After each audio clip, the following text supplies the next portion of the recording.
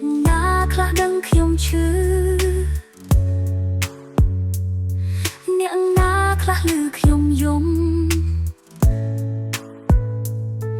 បើខ្ញុំលេបតែអារម្មណ៍ខាងក្នុងទោះបីចិត្តយំក៏ខំសាខំដើរលេងឲ្យបាត់នឹកខំហែទឹកភ្នែកតែក្នុងចិត្តខំធ្វើខ្លួនឯងឲ្យរងងងធៀបពិតឈឺខ្ទំពេញក្នុងអោរាសួរខ្លួនឯងថាឆ្កួតឬជាហើយនៅនឹកនាដល់ពេលណាដៃអបឆ្កែតែចិត្តនឹកសង្សារភាពឯកា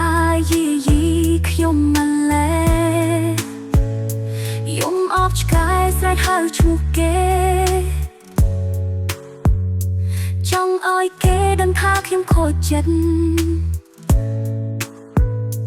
ខំធ្វើខ្លួនដោយ Superwoman ធៀបពិតមែនតែនគ្រាន់ជាក្មេងតូច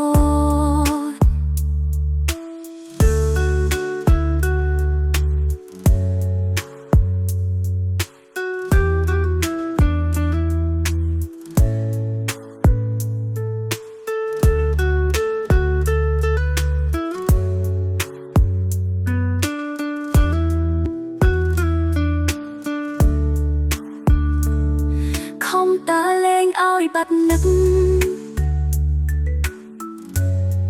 ខំហែទឹកភ្នែកតែក្នុងចិត្តខំធ្វើខ្លួនឯងឲ្យរាំងមាំ